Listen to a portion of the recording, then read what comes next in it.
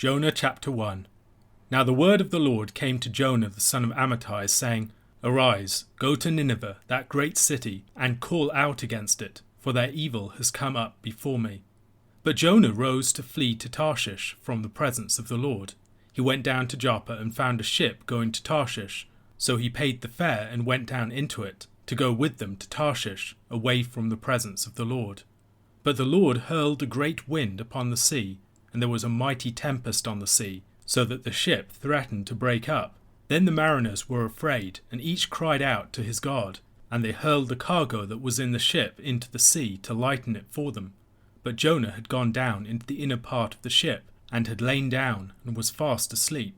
So the captain came and said to him, What do you mean, you sleeper? Arise, call out to your God. Perhaps the God may give a thought to us, that we may not perish. And they said to one another, Come, let us cast lots, that we may know on whose account this evil has come upon us. So they cast lots, and the lot fell on Jonah. Then they said to him, Tell us on whose account this evil has come upon us. What is your occupation, and where do you come from? What is your country, and of what people are you? And he said to them, I am a Hebrew, and I fear the Lord the God of heaven, who made the sea and the dry land. Then the men were exceedingly afraid, and said to him, What is this that you have done? For the men knew that he was fleeing from the presence of the Lord, because he had told them. Then they said to him, What shall we do to you, that the sea may quiet down for us? For the sea grew more and more tempestuous. He said to them, Pick me up and hurl me into the sea, then the sea will quiet down for you. For I know it is because of me that this great tempest has come upon you. Nevertheless the men rowed hard to get back to dry land, but they could not, for the sea grew more and more tempestuous against them. Therefore they called out to the Lord, O Lord, let us not perish for this man's life, and lay not on us innocent blood. For you, O Lord, have done as it pleased you. So they picked up Jonah and hurled him into the sea, and the sea ceased from its raging. Then the men feared the Lord exceedingly, and they offered a sacrifice to the Lord and made vows. And the Lord appointed a great fish to swallow up Jonah, and Jonah was in the belly of the fish 3 days and 3 nights. The book of Jonah is the 5th prophet in the book of the 12, perhaps one of the most famous stories of the Old Testament. It is also one of the most surprising and rich, containing intertextual depths that few plumb. In the context of the Old Testament, the subject matter of the story is surprising. It's a story of a prophet who goes to sea, and who also brings the word of the Lord to a foreign nation. Both of these things are rare within the Old Testament. The only other major boat story that we have in the Old Testament is the story of Noah and his ark. And in looking through the book of Jonah, we'll find further connections between these two narratives. While the New Testament has stories of boats and fish on regular occasions, the Old Testament is dominated by land stories.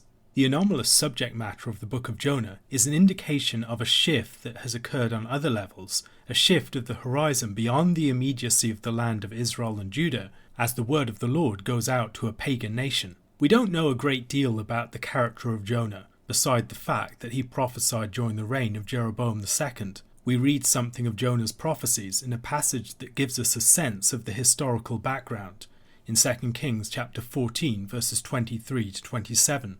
In the 15th year of Amaziah the son of Joash, king of Judah, Jeroboam the son of Joash, king of Israel, began to reign in Samaria, and he reigned 41 years.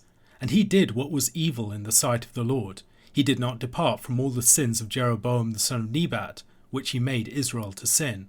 He restored the border of Israel from Lebo-Hamath as far as the sea of the Arabah, according to the word of the Lord, the God of Israel, which he spoke by his servant Jonah the son of Amittai the prophet, who was from Gath-hepher. For the Lord saw that the affliction of Israel was very bitter, for there was none left, bond or free, and there was none to help Israel. But the Lord had not said that he would blot out the name of Israel from under heaven, so he saved them by the hand of Jeroboam the son of Joash. Jonah would have been a contemporary or near contemporary of Hosea and Amos, both of whom also addressed Israel during the reign of Jeroboam II. In 796 BC, the Assyrians under Adad-nirari III had defeated Damascus. Prior to this defeat at the hands of the Assyrians, the Syrians, or Arameans, had greatly troubled Israel. They had chipped away at its territory and caused them all sorts of other problems. Their woes continued after Adad-nirari's defeat of Damascus, and as a result they were greatly weakened in the period that followed. After the death of Adad-Nirari, Assyria wasn't the same power either. Their involvement and pressure upon the region was much diminished, and as a result, the northern kingdom of Israel was in a position to regain much of its lost territory.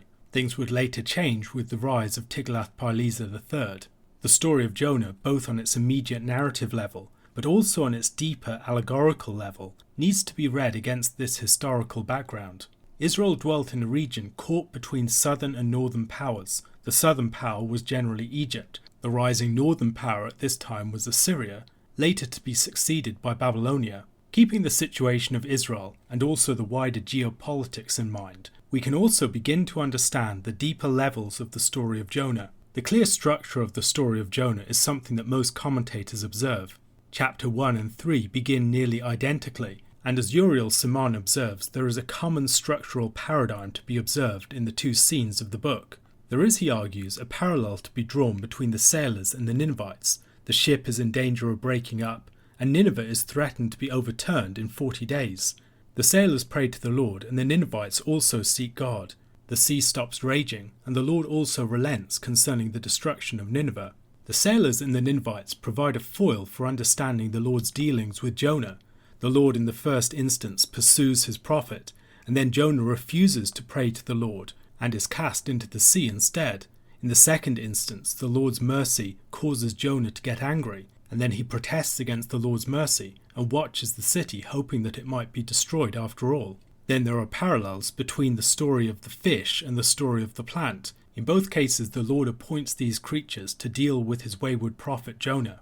Chapter 1 begins with Jonah being sent to the city of Nineveh. However, rather than going to the Assyrians in the city of Nineveh, as he has been instructed, Jonah tries to flee from the presence of the Lord. He makes a journey down. He goes down to Joppa, goes to a ship going to Tarshish, the identity of which is uncertain, and then goes down into the boat. His desire is to escape from the presence of the Lord. The Lord is especially present in Israel among his people, and so Jonah wants to get as far away from there as possible. But his journey away from the Lord's presence is a descent. The story of Jonah is one in which the Lord is seen to be sovereign over all of creation's forces. The elements of creation itself really come to the foreground in the book of Jonah, from the greatest, the waves of the sea, to the smallest, the worm in chapter 4. As the Lord hurls a great wind upon the sea, a mighty tempest arises. Faced with the possibility that the ship is going to break up, the pagan mariners pray to their various gods. Jonah, however, is somehow asleep in the inner part of the boat. As the crisis is beyond human power to respond to, divine help is sought, but the captain realizes that Jonah is not participating, and so he goes down into the ship and rouses Jonah, sharply charging him to join in the prayer. Perhaps Jonah's God will listen to them. When, despite their prayers, the storm continues to rage, possibly a storm that is of such focused severity that they can only take it as a sign of divine wrath against someone on the ship, they decide to cast lots to determine who it might be. When the lot falls upon Jonah, they seek to establish his identity and to determine what he has done to provoke the divine anger. Jonah's response, of course, has an irony to it. He declares that the Lord is the God of heaven who made the sea and the dry land, and yet he is in the process of trying to escape from this God, trying to go away from his presence. As the psalmist in Psalm 139 points out, there is nowhere that you can flee from such a God's presence. At this point, the storm is only getting more severe, and they realize that they're going to have to do something if they're going to survive. Jonah, recognizing that he has brought the disaster upon them, says that they ought to throw him into the sea, and yet they try and save his life. They row hard to get back to dry land, and yet they are not able to do so. When their efforts to get back to dry land fail, they call out to the Lord in prayer. They pray that the Lord would not lay the blood of Jonah to their account. As the Lord himself seems to have brought this situation about, they trust that they will not be held guilty for shedding innocent blood. Against the foil of their prayer here and their subsequent sacrifice to the Lord and their making of vows, the rebellion of the unfaithful prophet Jonah really stands out. As they cast Jonah into the sea is stilled and the disaster is averted. Their response has all of the hallmarks of conversion. Here we clearly see an anticipation of what will happen in Nineveh. The people of Nineveh will also call out to the Lord in the face of an imminent crisis, and as that crisis is averted, they will seek his face. The chapter ends with the Lord appointing a great fish to swallow up Jonah. We're not told what type of fish it was, although historically many have speculated that it was a sperm whale. Jonah was in the belly of this fish for 3 days and 3 nights.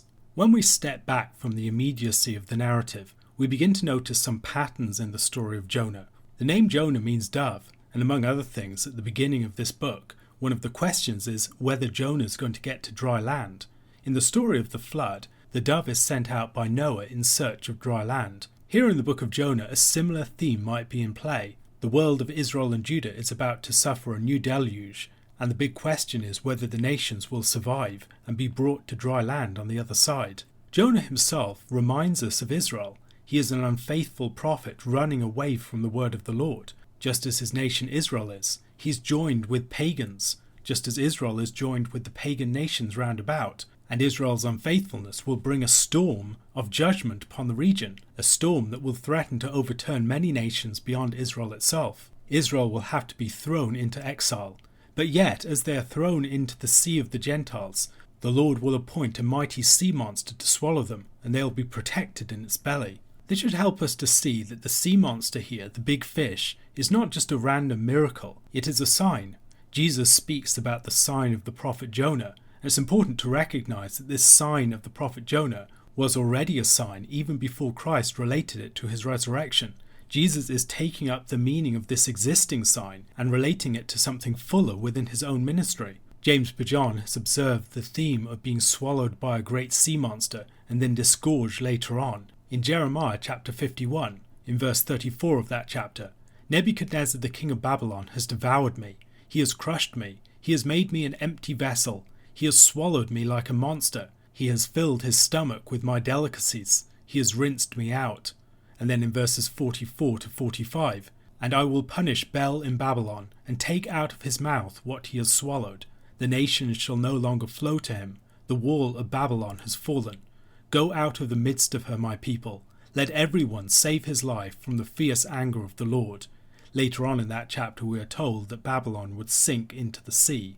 Already then we can see that elements of the story of Jonah can be read as an allegory of the story of Israel. The unfaithful prophetic nation that is bringing the storm upon the region is about to be thrown into the sea of the Gentiles, where it will be swallowed up by the big fish of Babylon. Yet this big fish has been appointed by the Lord precisely in order to rescue the prophet and to bring it back and to set it on its mission once more. The story of Jonah then was already a sign, but Jesus uses it as a sign of his own mission in Matthew chapter 12 verses 39 to 40. But he answered them, an evil and adulterous generation seeks for a sign, but no sign will be given to it except the sign of the prophet Jonah. For just as Jonah was 3 days and 3 nights in the belly of the great fish, so will the Son of Man be 3 days and 3 nights in the heart of the earth. Later on in Luke chapter 11 verse 30, for as Jonah became a sign to the people of Nineveh, so will the Son of Man be to this generation. There Jesus suggests that Jonah was a sign not just to his own people, but also to the people to whom he was sent in Nineveh. What might they have taken from his sign? Perhaps for them, as for Israel, the sign of Jonah was a sign of the Lord's power over the natural forces, and also a symbol of his power over all of the nations. As the geopolitical order is thrown into a tempest, the Lord is sovereign over that tempest, and he can establish a power within that to rescue his people. Jonah's sign is a symbol of exile and return, but also a symbol of death and resurrection. In the life of the people of God, this would take the form of exile and then being disgorged by Babylon and sent back to the land. In the case of Christ, Christ goes to the deeper exile of the grave itself and rises up from the grave, overcoming that exile. The Lord is God, not just of the waves of the sea, nor just of the powers of the nations, but over death and the grave themselves. In Matthew chapter 4 verses 36 to 39, we find a story of Jesus that clearly looks back to the story of Jonah, and which also looks forward fittingly to the story of his death and resurrection. And leaving the crowd, they took him with them in the boat, just as he was, and other boats were with him. And a great windstorm arose, and the waves were breaking into the boat, so that the boat was already filling. But he was in the stern, asleep on the cushion. And they woke him and said to him, Teacher, do you not care that we are perishing? And he awoke and rebuked the wind and said to the sea, Peace, be still. And the wind ceased, and there was a great calm. The book of Jonah has also been associated with the Day of Atonement. It is traditionally read on that day by the Jews. We might see already in this chapter some of the themes of the Day of Atonement. In the casting of lots, in which Jonah is selected and cast out of the ship, for instance, we might see a parallel with the scapegoat. In chapter 3 there will be mourning and confession of sins. Shortly after, Jonah will build a booth associated with the Feast of Tabernacles. James Bajon first brought these connections to my attention. A question to consider. In Acts chapter 27, Paul sails for Rome and there is a storm followed by a shipwreck. How does Luke's telling of the story of Paul's shipwreck in the book of Acts play upon the background of the story of Jonah? What can we learn from the similarities and the differences? Matthew chapter 2. Now after Jesus was born in Bethlehem of Judea, in the days of Herod the king, behold, wise men from the east came to Jerusalem, saying, Where is he who has been born King of the Jews? For we saw his star when it rose, and have come to worship him. When Herod the king heard this, he was troubled, and all Jerusalem with him. And assembling all the chief priests and scribes of the people, he inquired of them where the Christ was to be born. They told him, In Bethlehem of Judea, for so it is written by the prophet, And you, O Bethlehem, in the land of Judah, are by no means least among the rulers of Judah, for from you shall come a ruler who will shepherd my people Israel. Then Herod summoned the wise men secretly, and ascertained from them what time the star had appeared. And he sent them to Bethlehem, saying, Go and search diligently for the child, and when you have found him, bring me word, that I too may come and worship him. After listening to the king, they went on their way, and behold, the star that they had seen when it rose went before them, until it came to rest over the place where the child was. When they saw the star, they rejoiced exceedingly with great joy. And going into the house, they saw the child with Mary his mother, and they fell down and worshipped him. Then, opening their treasures, they offered him gifts, gold and frankincense and myrrh. And being warned in a dream not to return to Herod, they departed to their own country by another way. Now when they had departed, behold, an angel of the Lord appeared to Joseph in a dream, and said, Rise, take the child and his mother, and flee to Egypt, and remain there until I tell you, for Herod is about to search for the child to destroy him. And he rose and took the child and his mother by night, and departed to Egypt, and remained there until the death of Herod. This was to fulfill what the Lord had spoken by the prophet, Out of Egypt I called my son. Then Herod, when he saw that he had been tricked by the wise men, became furious, and he sent and killed all the male children in Bethlehem, and in all that region who were 2 years old or under, according to the time that he had ascertained from the wise men. Then was fulfilled what was spoken by the prophet Jeremiah. A voice was heard in Ramah, weeping and loud lamentation, Rachel weeping for her children. She refused to be comforted, because they are no more.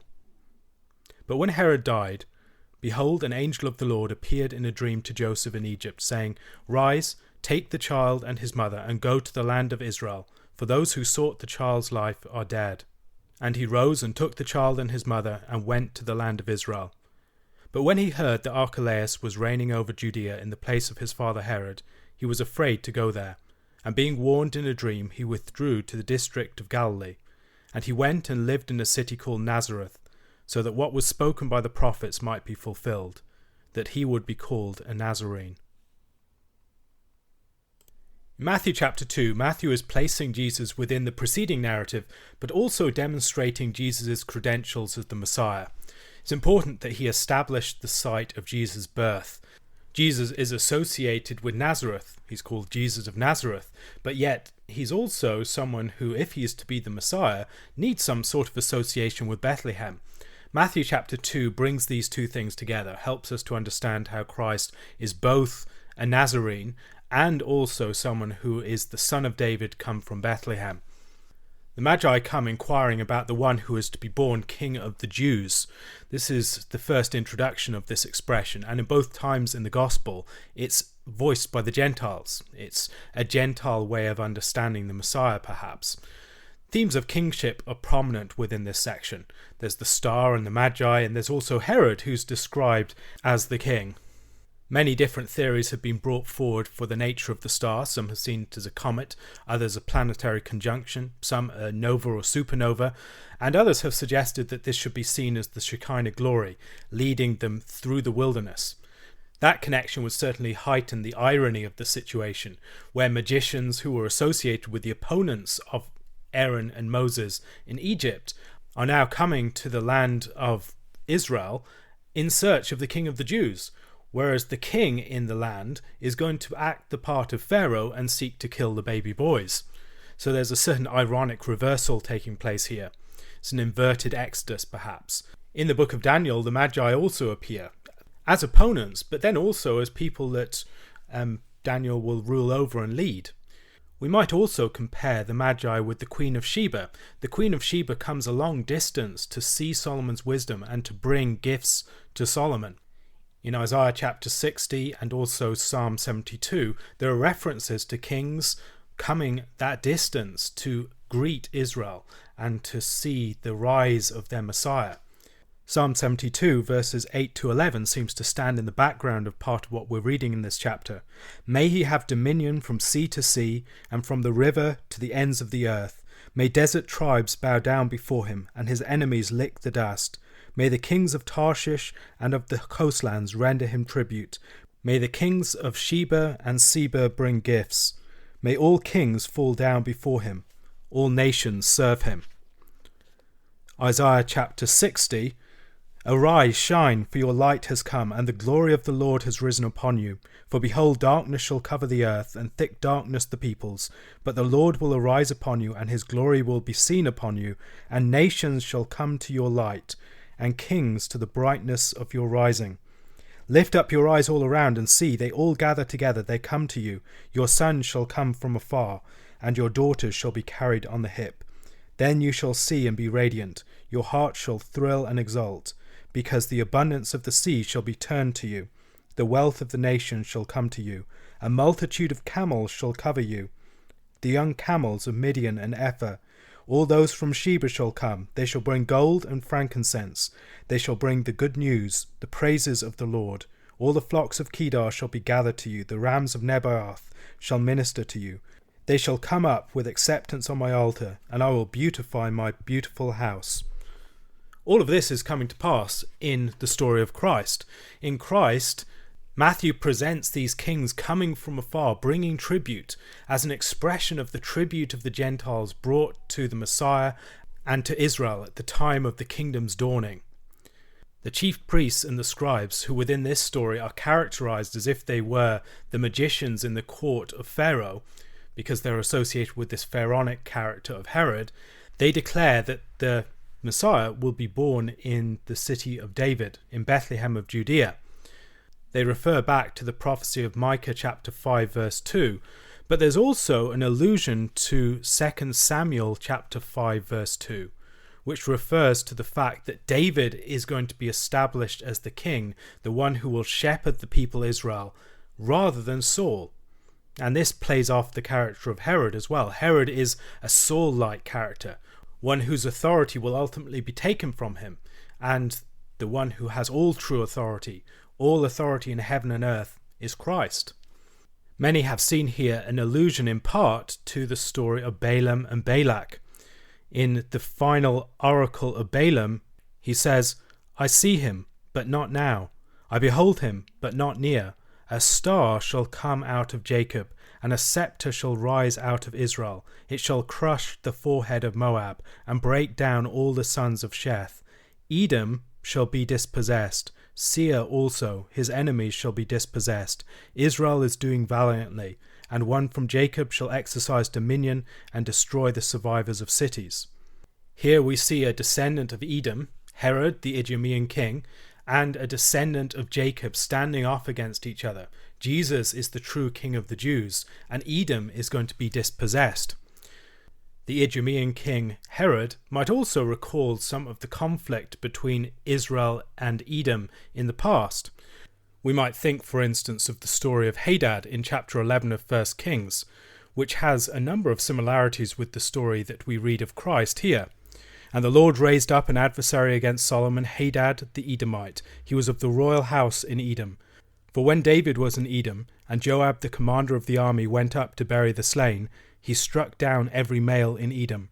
For Joab and all Israel remained there 6 months, until he had cut off every male in Edom. But Hadad fled to Egypt, together with certain Edomites of his father's servants, Hadad still being a little child. And moving ahead a few verses, But when Hadad heard in Egypt that David slept with his fathers, and that Joab the commander of his army was dead, Hadad said to Pharaoh, "Let me depart, that I may go to my own country." This is very similar to the story of Christ escaping from Israel to go to Egypt to take refuge there while Herod is seeking the life of the baby boys. This story is playing out again, but the roles have been reversed. It's as if Christ is taking upon himself the burden of the sins of David's house. And the fact that it is an Idumean king that's persecuting him brings to mind the rivalry and the opposition and the mistreatment of Edom by David in the past. In the gifts that they give to the infant Jesus, the Magi present him as the king, but also in some ways as the bridegroom. The bridegroom, the lover, is connected with spices, with precious stones and metals and other things like that. Jesus is not just the king, he's the bridegroom of the people. Dreams are important within the story, not just for Joseph, but also for the Magi. The Magi are led by dreams, and Joseph is led by dreams. Joseph is led by a dream to take Jesus and Mary into Egypt. We can think about the fact that in the previous chapter he's been introduced to us as Joseph, the son of Jacob. Now there's another Joseph, the son of Jacob, in the Old Testament, and Joseph, the son of Jacob, in the New Testament is playing out something very similar in terms of pattern of life. He's someone who has dreams, and he's someone who leads his people down into Egypt to take refuge. In being delivered into and then later from Egypt, Jesus is a new Israel. And to underline this point, Matthew quotes Hosea chapter 11 verse 1. The verse in Hosea chapter 11 verse 1 refers to Israel in the first Exodus, but Matthew says it is fulfilled in Jesus and his deliverance from Egypt.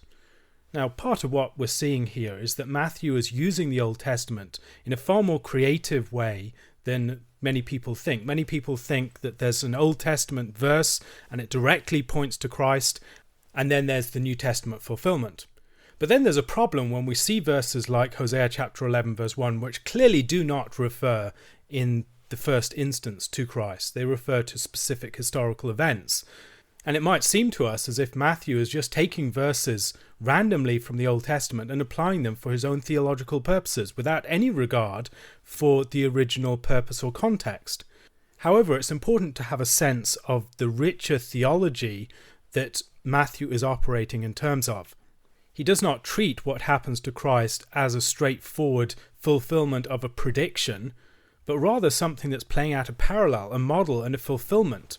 The Old Testament deliverance of Israel from Egypt was a symbol of something yet to come. We should also note the various inversions of themes that can be seen in this chapter. Jesus is brought out of Egypt, much as Israel was brought out of Egypt. But Jesus is brought out of Egypt as one who has taken refuge in Egypt from a Pharaoh-like figure who's on the throne of Israel. The chief priests and the scribes are the ones associated with the Pharaoh figure, whereas the magicians are the ones that come from afar following the light to come to meet the King of the Jews. The irony of the situation should not escape us.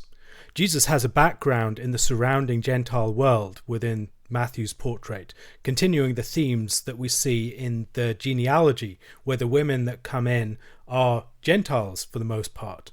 In describing the massacre of the innocents, Matthew again draws attention back to the Old Testament. This, he argues, was to fulfill what was spoken by the prophet Jeremiah. A voice was heard in Ramah, weeping and loud lamentation, Rachel weeping for her children. She refused to be comforted, because they are no more. As usual, it's important to go back to the original context to see where these words come from. Matthew is bringing to mind the memory of Israel's exile. At this location, this was where the Judean captives were taken, from Ramah. And this mourning of Rachel is mourning the exile of her children. But there is the immediate promise after that her children will be restored, that there is hope for her future, that God will visit her in her plight. This is not the first time that Rachel might be lurking in the background of Matthew chapter 2. In verse 6, there's a citation from Micah chapter 5 verse 2, and looking in the broader context of Micah chapter 4 and 5, there are many references back to the struggle of Rachel in birth with Benjamin, and the way in which she almost died in that situation. But now there's the promise that there will be a child that comes from Bethlehem. Rachel died on the way to Bethlehem, as she gave birth to Benjamin, who was the ancestor of the first king of the people, Saul. But now, finally, they're going to arrive at Bethlehem, and it's going to be from Bethlehem that the true king is going to arise. So Rachel's story is in the background in chapters 4 and 5 of Micah. And now, Rachel's story again is recalled from Jeremiah chapter 31. She's the one who stands as the great matriarch of the people as they go out into exile from the place near her death. She mourns and she weeps for them. And as she weeps, God will hear her voice. These children will be restored. And the immediate verse that we have next is the death of Herod and the appearance of an angel in a dream to Joseph telling him to return to the land. Now notice the way that it's described. But when Herod died, behold, an angel of the Lord appeared in a dream to Joseph in Egypt, saying, Rise, take the child and his mother, and go to the land of Israel, for those who sought the child's life are dead. And he rose and took the child and his mother, and went to the land of Israel. In Exodus chapter 4, we find something very similar. And the Lord said to Moses in Midian, Go back to Egypt, for all the men who were seeking your life are dead. So Moses took his wife and his sons and had them ride on a donkey and went back to the land of Egypt. These are very similar because Moses is being connected with the characters of Jesus and Joseph. The pattern of the Exodus is being played out again. Returning to the land of Israel, Joseph avoids the region of Judea, because Archelaus is reigning there in the place of his father Herod and has a bad reputation too, and he goes to the district of Galilee instead. The realm of the older Herod, the Herod that has just died, was divided between Herod Antipas in Galilee and Perea, the east of Jordan, Archelaus in Judea, and then also Philip. The chapter ends by connecting Jesus with the town of Nazareth, where they settle in the district of Galilee. And on account of settling in Nazareth, we're told that what was spoken by the prophets would be fulfilled, that he would be called a Nazarene. Now this is a very strange reference, and there are many different theories to account for it. There is no Old Testament verse that is clearly referenced here. Some have proposed Judges chapter 13 verse 7, where it's told that Samson shall be a Nazarite, but the word here is Nazarene, it's not Nazarite. The words may be similar, but there seems to be some difference. The birth oracles connected with Samson and Samuel may have some similarity with John the Baptist, and while Jesus does play the part of a Nazarite at the very end of Matthew, it doesn't seem that he plays a Nazarite more generally. He's one who comes eating and drinking. The other thing is that this is connected with the place name, the place where he ends up settling. So any explanation would seem to have to take account of that. Others have suggested a connection with the Hebrew word for branch, Netzer, in Isaiah chapter 11 verse 1.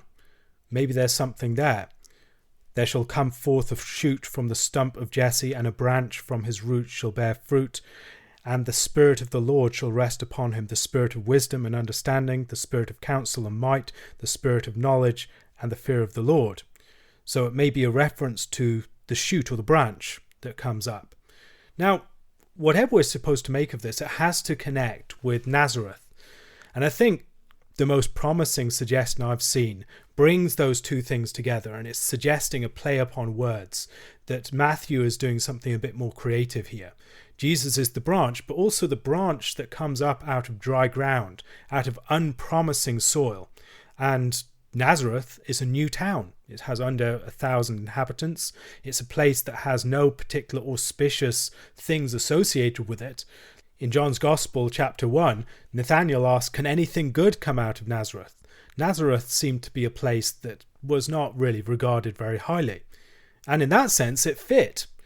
This may be what it looks like for the Messiah to arise out of dry ground.